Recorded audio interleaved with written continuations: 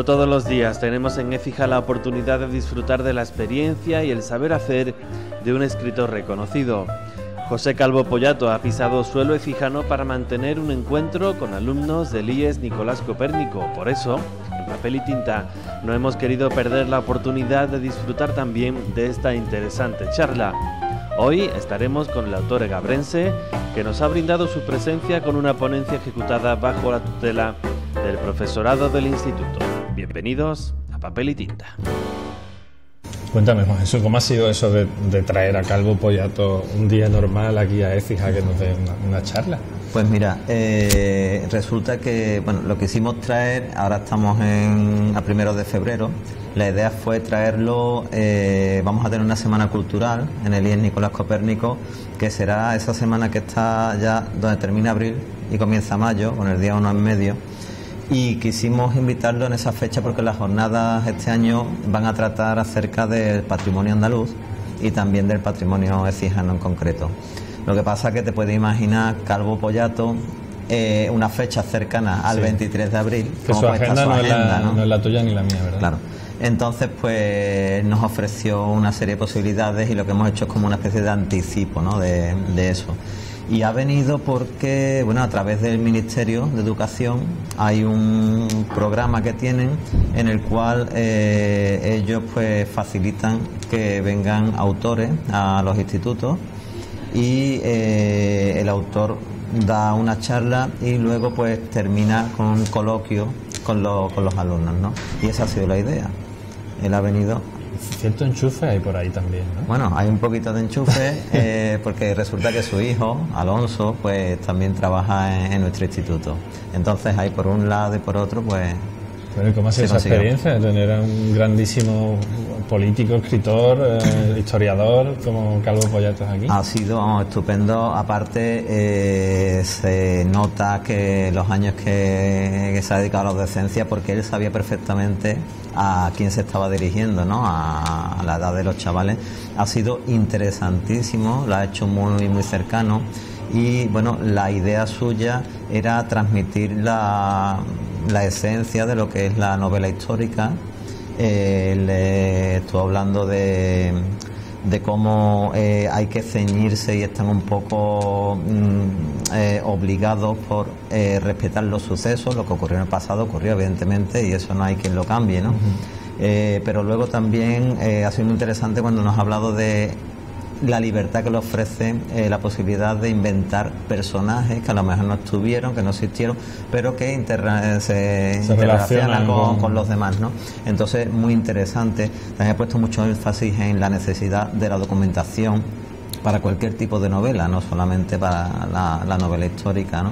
Ha sido, la verdad, muy interesante y sobre todo él lo ha ido aderezando con muchas anécdotas personales. Empezó contándonos por qué empezó a escribir, ¿no?, ni cómo y de qué manera, y cómo no le aceptaban una novela y de pronto se encontró con que sí. O sea, nos ha contado muchas cositas muy interesantes y también ha dado pinceladas de sus obras.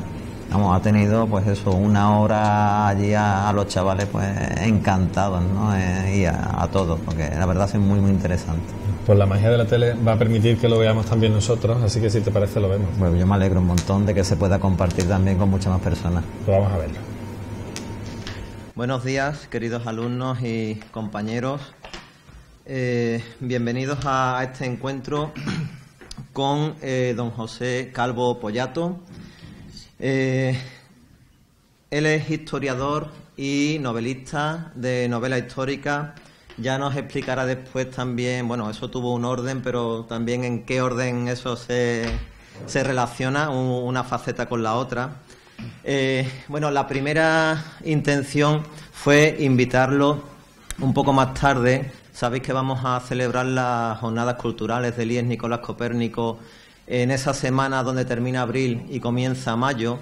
Pero la agenda de José Calvo Pollato, no os podéis imaginar lo ocupada que está en esos días, puesto que a final de abril pues se celebra el Día Internacional del Libro y pues un escritor en esos días pues los tiene muy comprometidos ese periodo del año. Como sabéis, las jornadas van a versar sobre el patrimonio cultural, en general el patrimonio andaluz, y también en particular sobre el patrimonio écijano. Y nos parecía que José Calvo Pollato es una figura ideal para tratar esos temas, en cuanto os digo que él pues es historiador, conoce nuestra historia perfectamente, pero al mismo tiempo también la traslada a la novela y nos puede dar también esa visión que ya nos explicará, supongo también, si es complementaria, de qué manera se ayudan una a la otra o también se pueden llegar a coartar. Para leeros poner un poco en situación, os voy a leer un currículum breve de él, porque su currículum, si nos lo detallamos, pues es extensísimo. Él es doctor en Historia Moderna por la Universidad de Granada y parte de sus estudios están dedicados al tránsito de la monarquía austríaca a la borbónica y a diferentes aspectos del paso del siglo XVII al XVIII.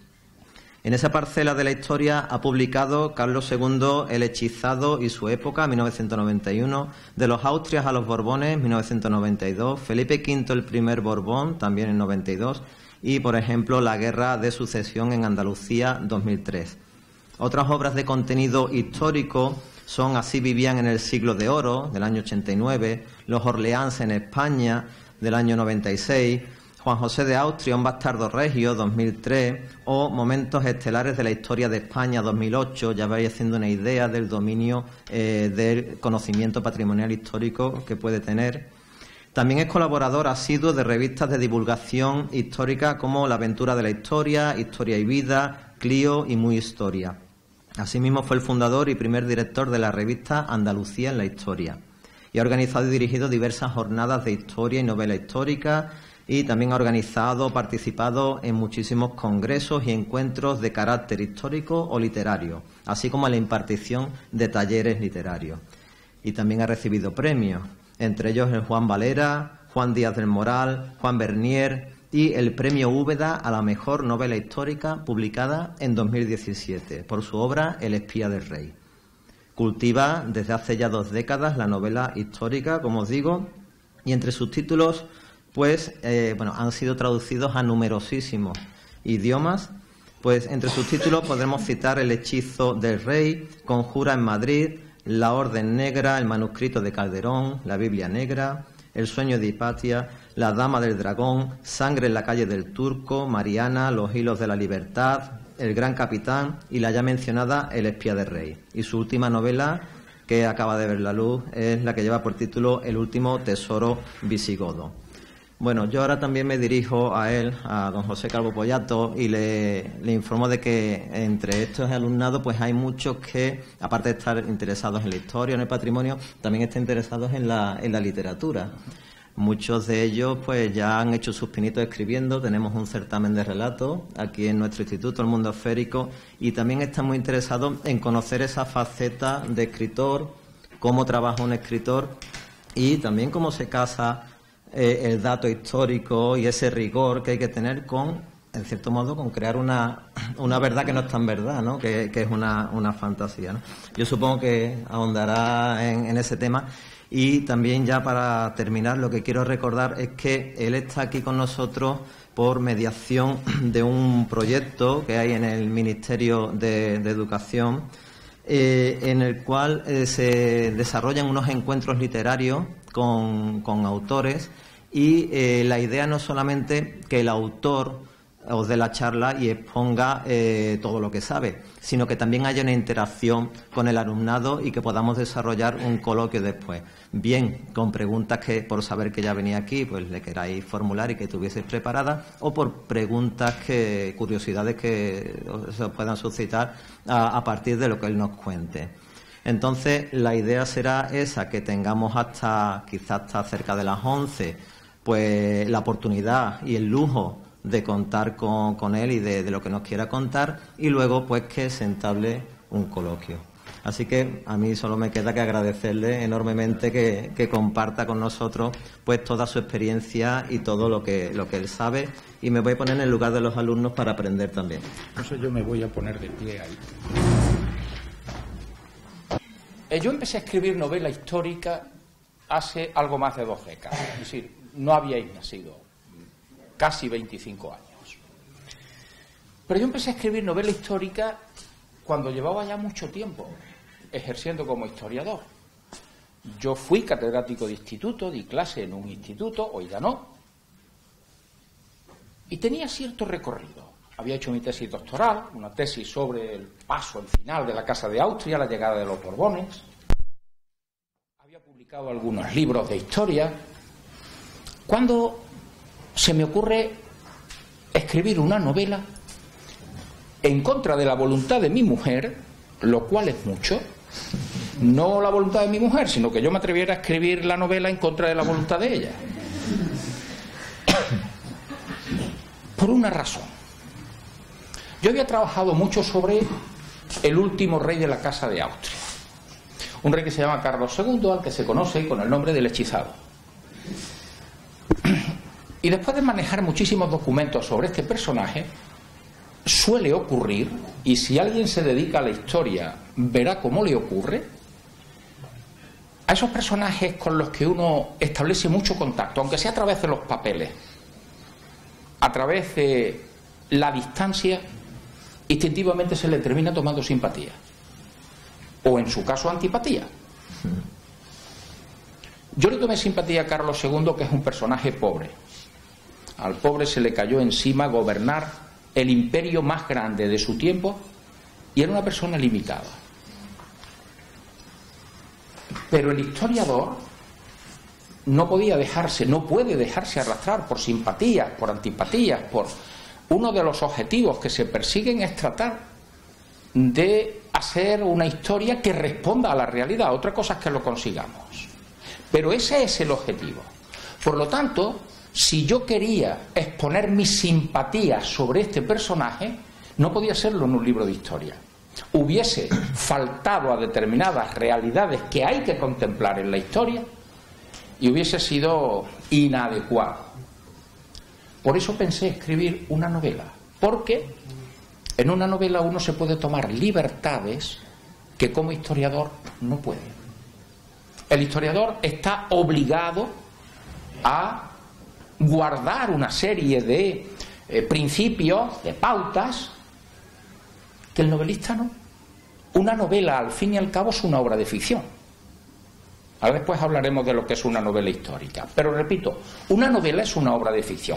Y por lo tanto, yo me podía tomar ciertas libertades sobre el personaje que como historiador me estaba vetado, me estaba prohibido. Así decidí escribir una novela que se llama El espía del rey, perdón, el hechizo del rey. Y yo le mandé, yo decidí para cualquier editorial, a Planeta, directamente. Y no me contestaban. Había pasado un mes, pasaron 2 meses, no me decían. Y recuerdo que una tarde, o un mediodía, estábamos comiendo, me dice mi mujer, con retranca, con recochineo: oye, ¿qué hay de tu novela? Digo, pues ni me han contestado. Está claro que yo puedo ser, en fin, un historiador más o menos solvente, pero no tengo futuro como novelista. En la vida se producen circunstancias a veces curiosas. Esto ocurría a la hora del almuerzo. Aquella tarde, a las 5 de la tarde, entonces no había móviles. Suena el teléfono de casa. Yo estaba trabajando en mi despacho. Mire, señor Calvo, somos de Editorial Planeta. Nos ha encantado su novela, vamos a publicarla. Perdone que hayamos tardado unos meses en poder contestarle. En fin, bueno, me dieron una serie de explicaciones, de excusas, si ustedes quieren, pero que publicaban la novela. Lo que yo más deseaba en el mundo era que mi mujer volviese a casa, porque estaba fuera. Claro, cuando vuelve, yo le puedo decir: ah, que no sabes quién me ha llamado. Así empezó mi camino como novelista. Fíjense que yo lo que había pretendido era, bueno, tomarme ciertas libertades con respecto a un personaje histórico que desde el punto de vista histórico, en fin, era débil. La novela fue un éxito.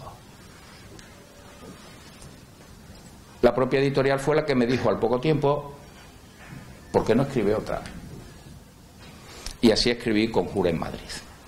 Y así he seguido escribiendo novelas hasta el día de hoy. Yo jamás pensé que un ruso fuese a leer una novela mía en ruso, o un alemán en alemán, o un italiano en italiano. Aquello que empezó como una especie de diversión, de querer dar una imagen de Carlos II que no era la que yo podía sostener desde el punto de vista histórico, pues terminó convirtiéndome en un novelista de novela histórica. ¿Qué es una novela histórica? Yo podría decirles, pues, un género literario donde se cultiva.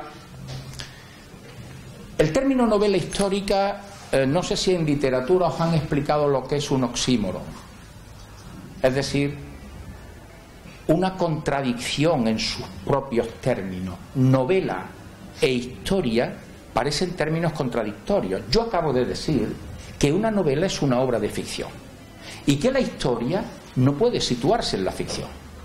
Por lo tanto, parece que son contrapuestos y sin embargo no lo son. ¿Cuándo decimos que una novela es una novela histórica? Cuando cumple una serie de requisitos que son imprescindibles. ¿Se puede escribir una novela? Claro que no reúna esos requisitos y será una novela, y probablemente una novela muy buena, pero no es una novela histórica. No será nunca una novela histórica. Por ejemplo, una novela histórica puede narrar un acontecimiento. El acontecimiento no puede alterarse de ninguna de las maneras. Un novelista puede alterar un acontecimiento, pero ya no estará escribiendo una novela histórica. Para que la novela sea histórica, el acontecimiento no puede alterarse. Fíjense, yo escribí, me han interesado siempre mucho las mujeres de cualquier época. Se lo voy a decir de manera vulgar pero muy simple, que sacaron los pies del tiesto, que sacaron los pies del plato. Es decir, no se conformaron con desempeñar el papel que la sociedad de su época le tenía asignado.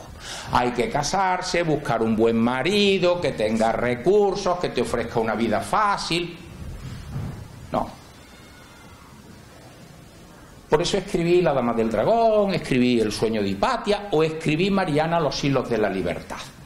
Y cuando escribí Mariana, los hilos de la libertad, sabéis que Mariana de Pineda muere ejecutada por enfrentarse al poder absoluto, en fin, inadecuado de un monarca. Ya me hubiese gustado a mí salvarla en las últimas páginas de la novela, que los liberales granadinos hubiesen tenido arrestos para dar un golpe y llevársela cuando la están conduciendo camino del patíbulo. Podía haberlo hecho.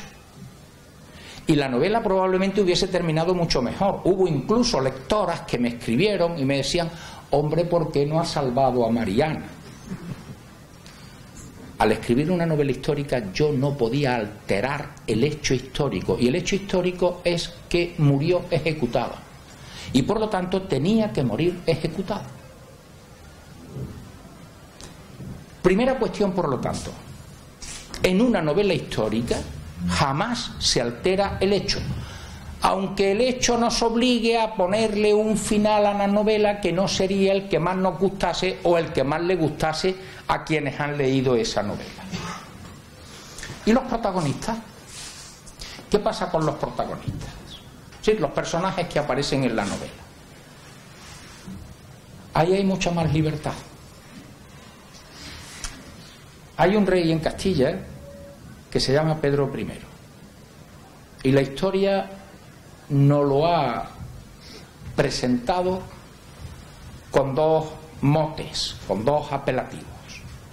Hay quienes le han llamado el cruel, pero hay quienes les han llamado el justiciero. ¿Qué era Pedro I? ¿Un tipo cruel o un tipo que hacía justicia? Depende de las crónicas que leamos. El novelista se puede quedar con el perfil del cruel o puede quedarse con el perfil del justiciero. Pero es que además en una novela histórica se pueden inventar personajes que respondan a la época que cuenta la novela, pero que sean de invención. Yo recuerdo que cuando hablaba algunas veces de La Dama del Dragón. La Dama del Dragón es una novela que está dedicada a una mujer, a una italiana, que se llama Caterina Sforza, a la que yo descubrí leyendo un libro sobre cómo se gobernaban las ciudades en el Renacimiento, en la Italia del Renacimiento. Y de pronto me encuentro con un párrafo. Fíjense cómo puede surgir una novela. Ya les he explicado cómo decidí yo escribir mi primera novela. La simpatía que había despertado en mí un personaje y poder tomarme ciertas libertades. Pues fíjense ahora cómo surge esta novela. Yo leo un párrafo en un libro de historia. Acababa de morir el Papa. El Papa era Sixto IV. El marido de Caterina era sobrino del Papa y el Papa lo había favorecido mucho. La muerte del Papa podía significar un problema para ella. Se marcha galopando una noche entera desde una población cercana a Roma, relativamente cerca, a 8 leguas. 8 leguas son unos 40 kilómetros nuestros, algo más de 40 kilómetros. Galopa Viterbo, galopa toda la noche para ir a Roma y se apodera de la fortaleza de Sant'Angelo. Quien conozca Roma y vea el castillo de Sant'Angelo, la Edad Media quien controlaba esa fortaleza controlaba la ciudad. Y el detalle que a mí me llama la atención es que estaba embarazada de 7 meses. Yo pensé, ¿qué piensa una mujer embarazada de 7 meses? ¿Es montarse en un caballo, ir de Viterbo a Roma, apoderarse de una fortaleza, de un castillo? Raro. Me llamó la atención el personaje. Me llamó la atención tanto que decidí tirar a ver quién era aquella mujer, quién era aquella Catalina Sforza. Y me encuentro con una mujer que impresiona. Hizo cosas tremendas. Yo dije, hay una novela con esta mujer como protagonista. Pero me encontré de que toda la documentación que yo estuve manejando no había ningún hombre que estuviese a la altura de ella. Gente débil, con poco perfil, y yo dije, tengo que crear un individuo que esté a la altura de esta mujer. Fíjense, me estaba inventando un personaje, pero acabo de decir que los personajes sí se pueden inventar en la novela histórica. Y yo me inventé un personaje al que le puse de nombre Giusti. Giusti era como una especie de guardaespaldas de Caterina, pero un hombre muy recto.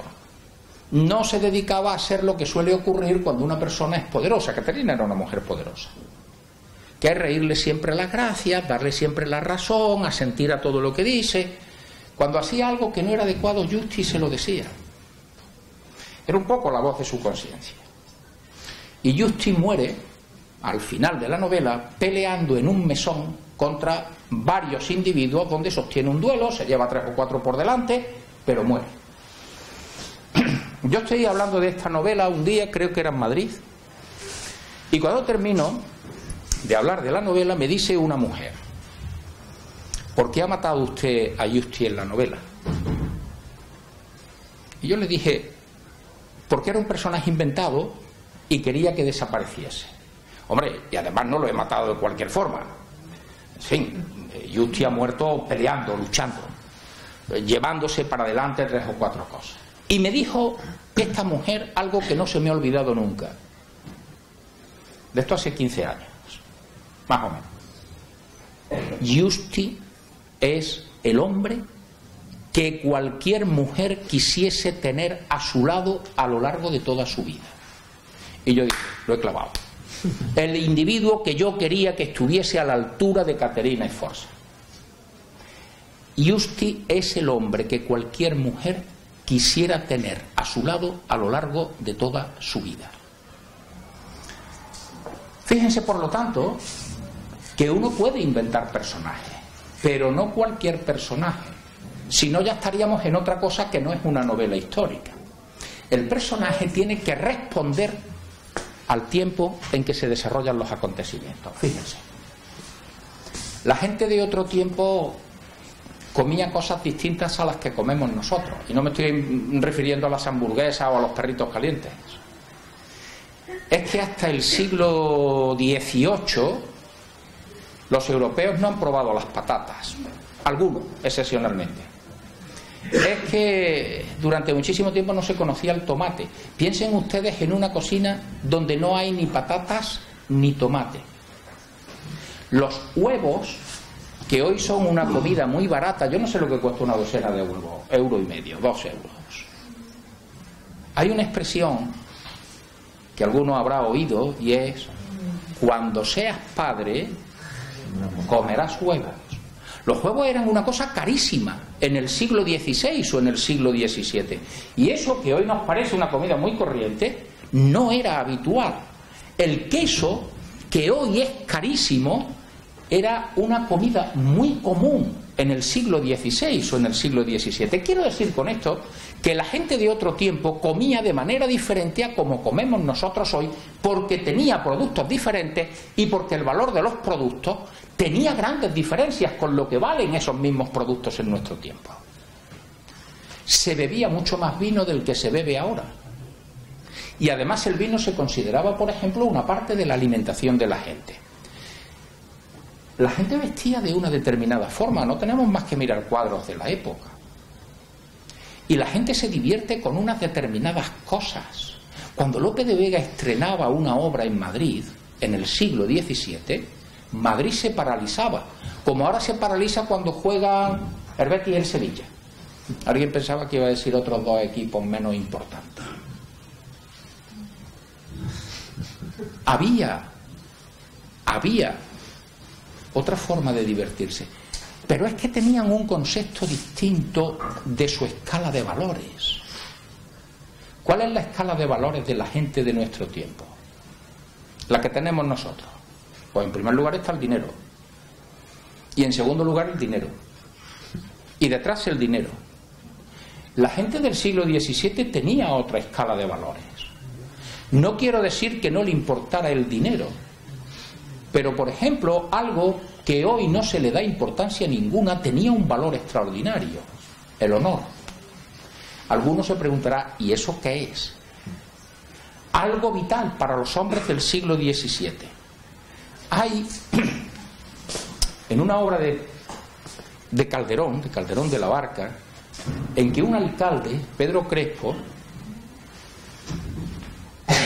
dice lo siguiente: Calderón como Lope eran escritores, Lope más que Calderón, pero bueno, eran escritores que recogían el ambiente popular de su época, que es lo que normalmente ha hecho el teatro.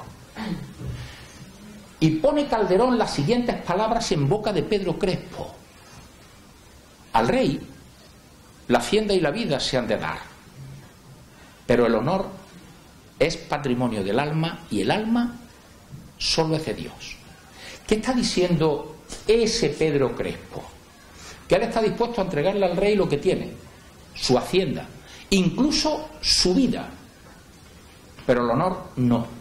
Esta gente tiene en su escala de valores el honor muy por encima de la hacienda, del dinero. A nosotros hoy el honor nos importa un bledo. Quiero con esto decir que la gente de otro tiempo tiene planteamientos sobre la vida, principios a los que responder, que no encajan con los que tengamos nosotros, en absoluto. Pues bien, los personajes que aparecen en una novela tienen que responder a los principios que tenía la sociedad de la época en que se desarrollan los acontecimientos de la novela. No podemos trasladar nuestro pensamiento y nuestros planteamientos al siglo XVII. Estaríamos escribiendo otra cosa, pero no una novela histórica, en absoluto. El dinero. Ellos utilizaban un sistema monetario muy diferente al nuestro. Para escribir una buena novela histórica hay que saber cuánto valía el dinero, qué se podía comprar. Yo he visto en alguna novela pretendidamente histórica decir: una dama se compra un vestido de 3.000 ducados. Claro, si uno no sabe lo que es un ducado, ni sabe qué se puede comprar con 3.000 ducados, pues se traga aquello. ¿Saben cuánto podía ganar un buen profesional? Un buen profesional. En el siglo XVII, a finales del siglo XVII, por ejemplo, a lo largo del año, 50, quizás 60 ducados. Imagínense lo que eran 3.000 ducados. Eso es una locura.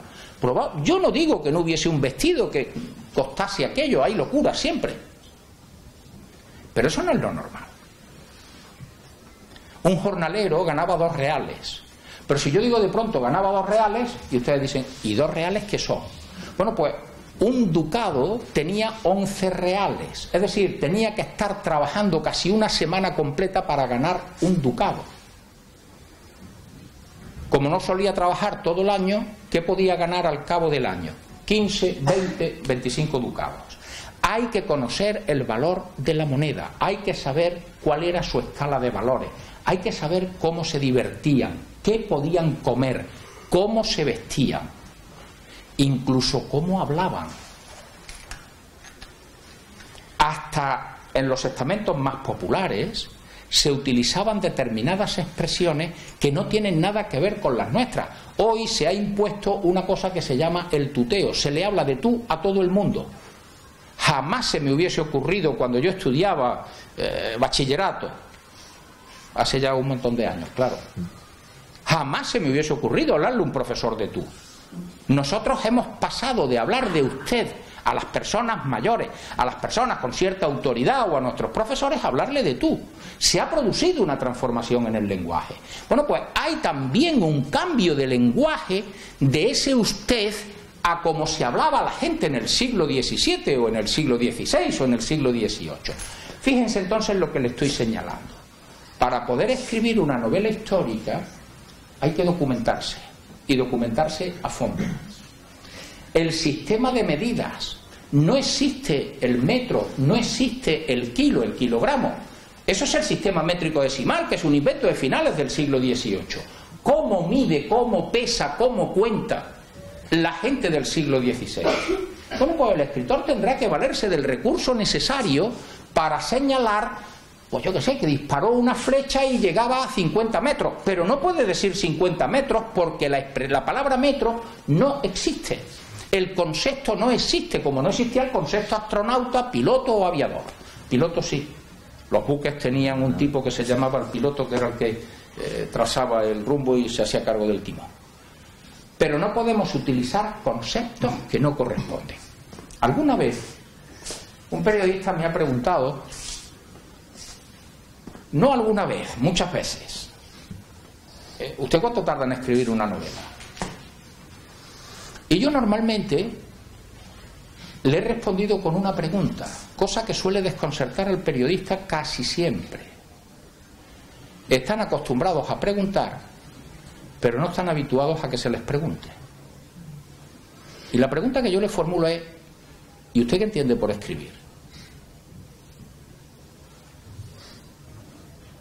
¿Qué entendéis vosotros por escribir? Porque yo al final le digo al periodista, si usted entiende por escribir redactar, yo puedo tardar 2 meses en escribir una novela. Cuando se tiene cierto oficio y se le dedican 8 o 10 horas al día a estar delante del ordenador dándole a la tecla, se pueden escribir 1 docena de folios. Multipliquen eso por 60 días. Pues ya tienen 700 folios escritos. Pero estoy redactando, y redactar es la fase final del proceso de escritura. No penséis que cuando se pone uno a escribir una novela, se sienta, pone capítulo primero y dice, a ver qué se me ocurre. Hay un proceso previo, muy largo a veces, en el que se ha ido configurando la novela. La novela surge en un momento por una circunstancia que probablemente nosotros no esperamos. Yo ya os he dicho, leyendo un libro de historia me encuentro con una mujer de la que yo no tengo la menor noticia. Perdón. De la que yo no tengo la menor noticia. Me voy documentando y termino construyendo la novela. A veces ha surgido de una conversación. Alguien me ha contado una historia. Cuando uno termina siendo escritor hay mucha gente que quiere contar la historia. Yo tengo una historia que es una novela fantástica, se la voy a contar. Muy pocas son tan fantásticas como para poder escribir luego una novela. Pero a veces surge la historia. Pero a partir de ese momento hay que documentarse. Hay que empezar a ver qué cosas pueden ocurrir. Fíjense, un pequeñísimo detalle. Hay una novela mía que se llama Sangre en la calle del Turco. Cuando estudien historia del siglo XIX verán que hay un periodo de nuestra historia muy agitado, el sexenio revolucionario. Los españoles de aquella época, nuestros tatarabuelos, se dieron con todo lo que podían darse. Destronan a Isabel II, gobierno provisional de Serrano, buscan un rey, proclaman rey, el rey abdica, se proclama la república, se acaba la república, otro gobierno provisional, para que terminen de nuevo los mismos que habían destronado, los Borbones. Esos son 6 años. Bueno, pues en ese periodo asesinan al general Prim. Y yo decido escribir una novela sobre el asesinato del general Prim. La novela histórica tiene siempre un problema, y es que quien sepa historia conoce el final. Fíjense ustedes el tremendo problema al que se enfrenta el novelista. Una novela trata de mantener la atención del lector, a ver qué ocurre. Y si se sabe historia, ya se sabe el final. A Prim lo asesinaron. Y se meten en Wikipedia y, aparte de las tonterías que se puedan poner allí, se encuentra con una serie de datos, ya lo sabe todo. A mí me dijo mi editor, hombre, y yo le dije, pero hay un detalle que el lector no sabe y tiene muchos problemas para poder acceder a él. ¿Cuál? Que no sabemos quién fue el asesino de Prim. Yo puedo montar la novela no tanto sobre el asesinato, que vamos a darlo por sabido, sino quién está detrás de ese asesinato. Bien, yo iba a construir la novela así, y además decidí escribirla en primera persona, que esa es otra decisión que uno tiene que tomar antes de empezar a escribir, porque si la novela se escribe en primera persona, el que cuenta la novela o tiene que estar en el sitio donde pasan las cosas para verla u oírla, o alguien se lo tiene que contar. A veces es mejor coger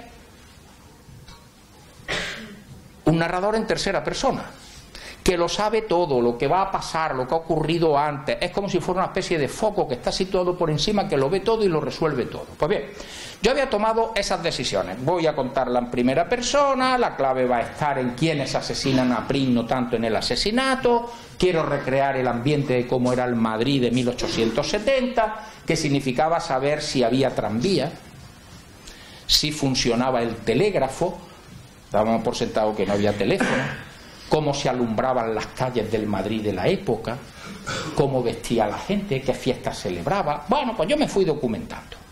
Y en la trama de la novela yo necesitaba, fíjense, que a un personaje le tocase la lotería.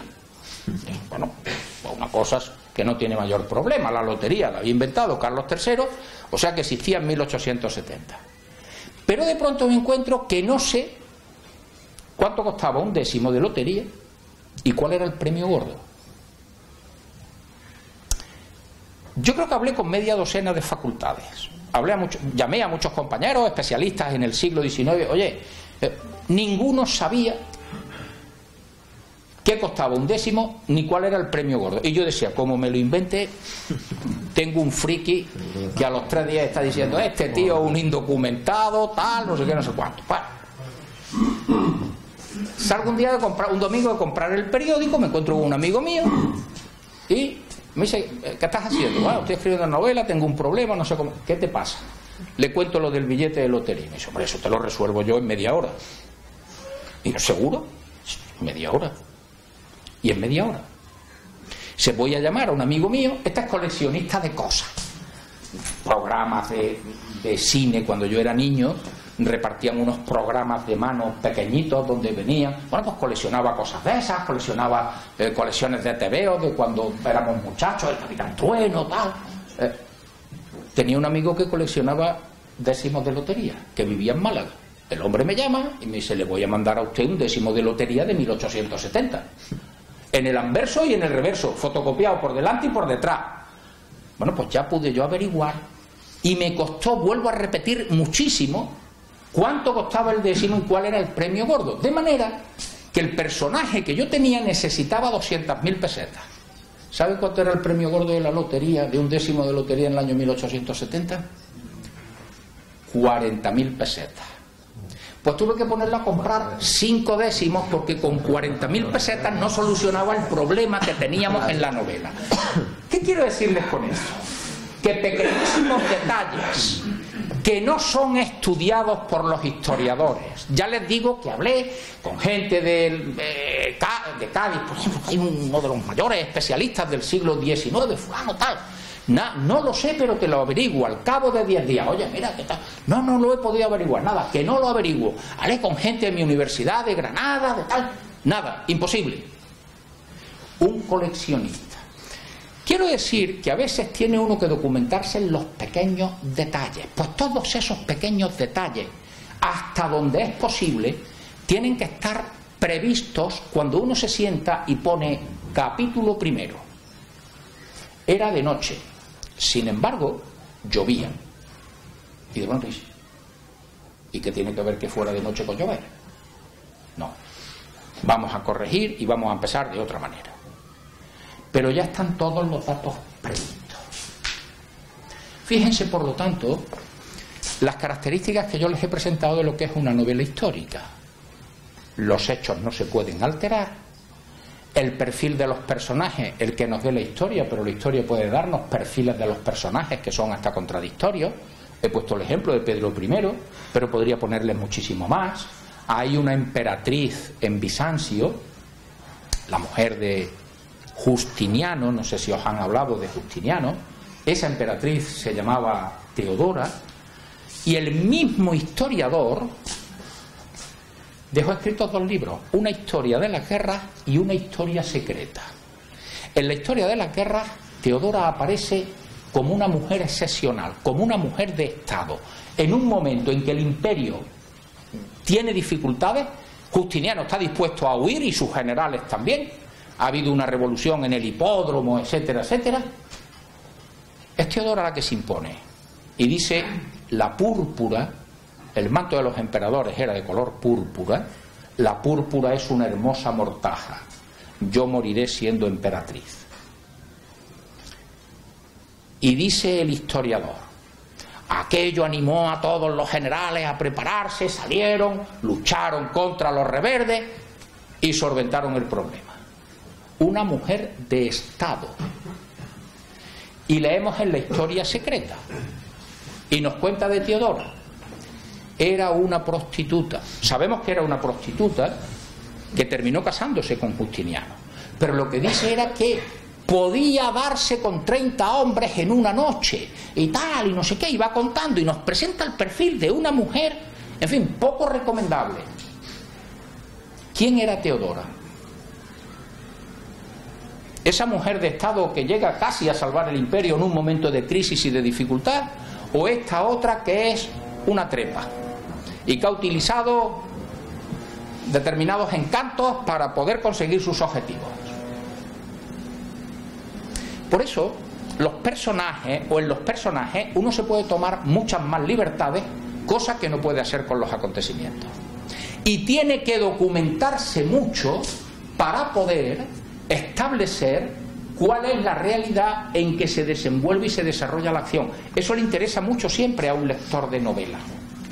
Pero si la novela es histórica, esos detalles tienen que responder a la realidad. Porque además el lector es tremendamente exigente. En una novela mía, La Biblia Negra, hay un profesor norteamericano que quiere entrar en la embajada, tiene que entrar en la embajada de los Estados Unidos en Madrid. La embajada de los Estados Unidos en Madrid está en la calle Serrano, en la parte alta de la calle Serrano. Ya se había producido el atentado de las Torres Gemelas y la embajada estaba protegida. Unas chapas de acero cubrían la verja de la calle y la puerta era una puerta blindada de 15 centímetros de acero. Y fíjense ustedes, yo pongo el profesor Andrews, que es como se llama ese profesor que está en la novela, entró, abrieron, había unos marines en la puerta, ya saben, en fin, conectados mediante micrófonos que tienen incorporados al casco, hablando aquí un señor que se llama tal, que quiere entrar.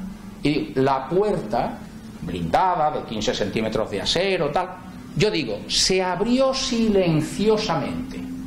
Yo lo que quería dar era la sensación de que Estados Unidos es un país rico, las cosas están pintadas, están cuidadas, engrasadas, la puerta se abre con mucha tranquilidad. Andrews entra. Me escribe un ingeniero de Ciudad Real y me dice, señor Calvo, tal, me ha encantado su novela, dice, pero La puerta de la embajada, la página 285, la puerta de la embajada de los Estados Unidos no se puede abrir silenciosamente. Porque para una puerta de 15 centímetros de acero, y me explicaba cuál era el peso específico del acero y tal, y lo que podía pesar aquella puerta, se hace falta un motor de no sé cuántos miles de caballos, y un motor de no sé cuántos miles de caballos forma un ruido de no sé cuántos miles de decibelios. La puerta no se puede abrir silenciosamente. Fíjense, eso yo estoy convencido que en una novela que no es novela histórica, el lector no hubiese reparado en ello. Pero el lector de novela histórica es particularmente exigente con todos esos detalles. Un colega mío, él da clase en Zaragoza y también escribe novela histórica, una novela Pedro IV de Aragón. Está subiendo un puerto, Torremiró. Y él quiere dar sensación de agobio. Los caballos están agotados.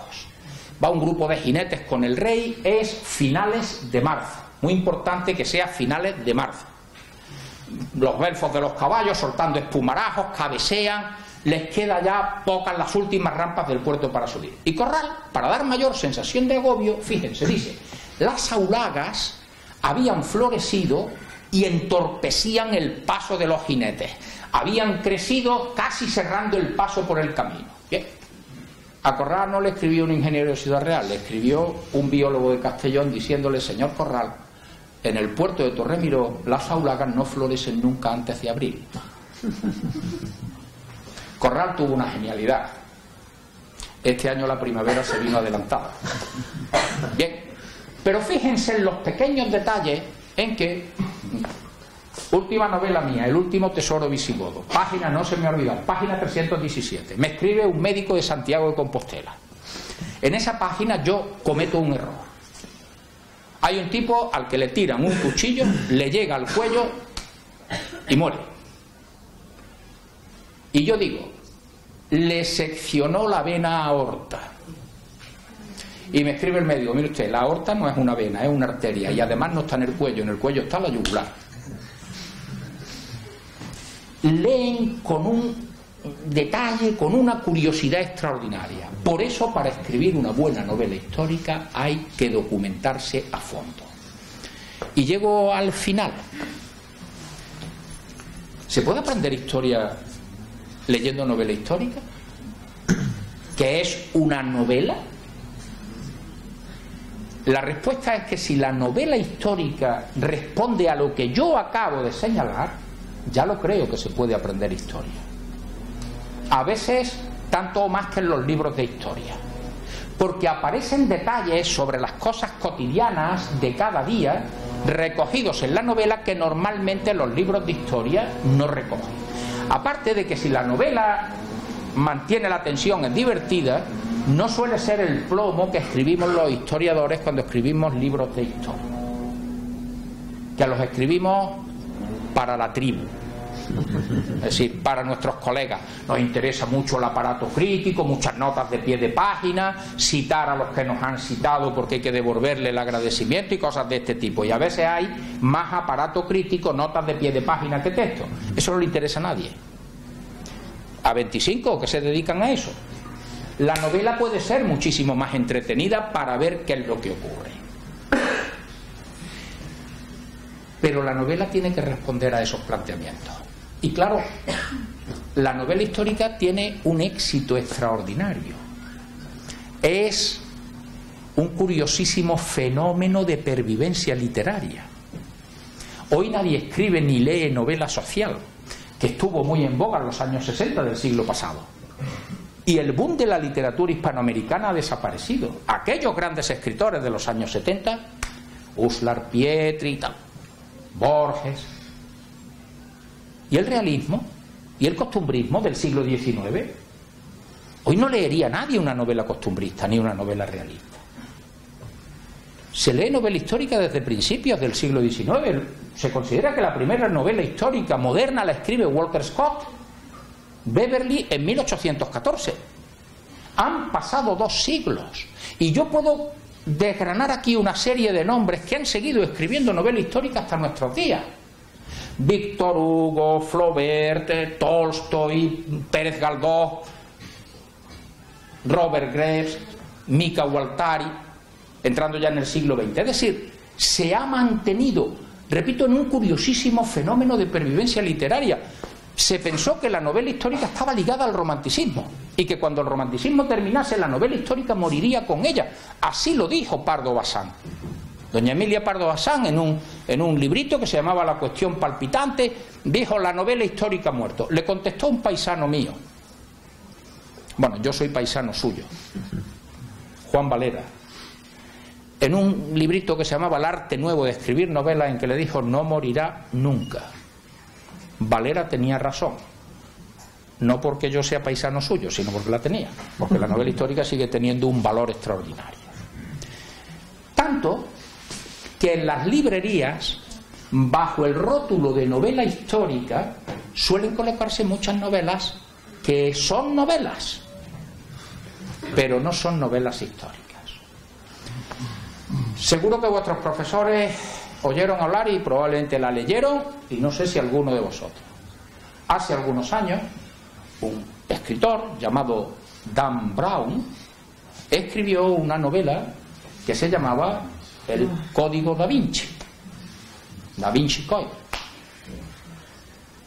En todos sitios apareció como novela histórica. El Código Da Vinci puede ser una buena novela, una mala novela, una pésima novela, una novela que tiene un arranque espectacular en los 2 primeros capítulos, pero no es una novela histórica. Nos cuenta, permitidme la expresión, una milonga. Eso no es historia, eso no es una novela histórica. ¿Qué quiero decir con esto? Que bajo el rótulo de novela histórica, aprovechando el éxito de la novela histórica, se colocan en los anaqueles de las librerías, y qué os digo, de las grandes superficies, novelas pretendidamente históricas que no lo son, porque no responden a esos principios en los que yo he tratado de, si no definiros, por lo menos situaros lo que es una novela, histórica. Termino para que me preguntéis. Os he contado por qué se me ocurrió escribir una novela siendo historiador. Os he explicado qué entiendo yo por novela histórica y qué características debe tener. He señalado lo importante que es documentarse y que redactar es la fase final de la escritura. Redactar no es exactamente escribir, sino la fase final en que se escribe. Cuando vosotros, en esos relatos a los que se ha referido vuestro profesor antes, os pongáis a escribir el relato, habréis debido concebir con anterioridad lo que queréis escribir. Y en el caso de que os sea necesario, y si no lo es necesario, debéis hacerlo siempre, documentaros. Por muy pequeñita y por muy simple que sea la historia, tendrá que utilizar algo. Bueno, pues saber que ese algo es algo que se utiliza en esa época. Y cuando nos referimos a un tiempo pasado, la documentación tiene que ser muy importante. Y sabemos a veces muy pocas cosas de la cuestión cotidiana. Y os he señalado también cómo la novela histórica es un curioso fenómeno de pervivencia literaria. Yo no sé cuánto seguirá estando, en fin, a la cabeza de lo que leen los españoles. Los españoles y en otros sitios también, no es un fenómeno exclusivamente español. Una cosa que también quería decirlo. ¿Por qué? ¿Por qué ese éxito, y se me ha pasado, por qué ese éxito de la novela histórica? Es decir, los fenómenos literarios hay que explicarlos de alguna manera. El romanticismo surge en unas condiciones históricas determinadas y desaparece cuando esas condiciones históricas han cambiado. Y el humanismo aparece como expresión literaria de la época del Renacimiento en unas determinadas circunstancias. ¿Qué hace que la novela histórica aparezca en el romanticismo y se mantenga? Y siga gozando del favor del público. Sigue siendo el género más vendido. Y como suele ocurrir en nuestro país, es muy difícil. Yo el otro día me quedé particularmente sorprendido cuando el Cultural de ABC dedicaba una página a mi última novela y además decía que era buena. Los críticos suelen ver con malos ojos la novela histórica, porque dicen que no es literatura, con los mismos malos ojos que lo ven los historiadores porque dicen que no es historia. Está en el campo de en medio y ni en un sitio ni en otro. ¿Pero por qué tiene el favor del público? porque sigue siendo el género literario más vendido. Yo podía haber mantenido a este ciudadano, aparte de haber dado clase y tener mi sueldo como profesor, escribiendo. Porque la novela histórica tiene, vuelvo a repetir, un éxito enorme. ¿Por qué?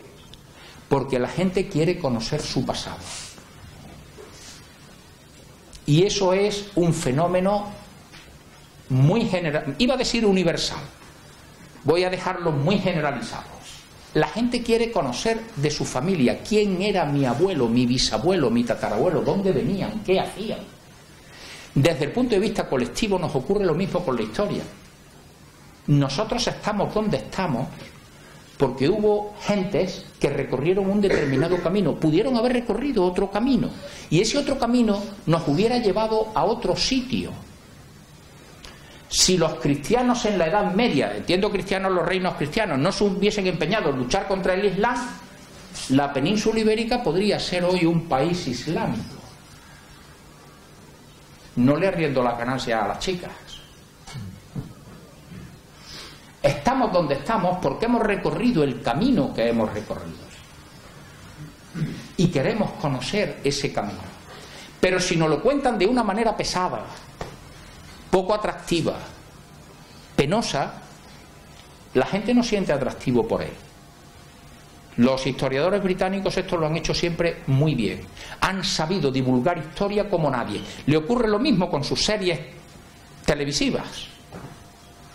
Nosotros no hemos sabido hacerlo, al menos hasta ahora.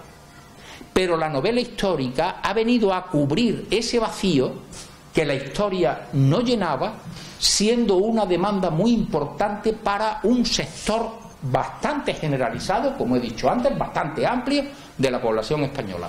No encuentro otra explicación para el éxito de la novela histórica: aprender historia de forma amena, divirtiéndose.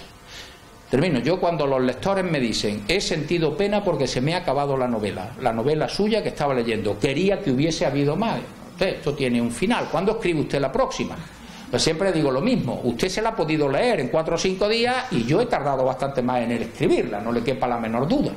Pues diré, hay una demanda, pero de una novela histórica. Les he puesto algunos ejemplos que respondan realmente a las cuestiones que se están tratando en el texto. Muchísimas gracias.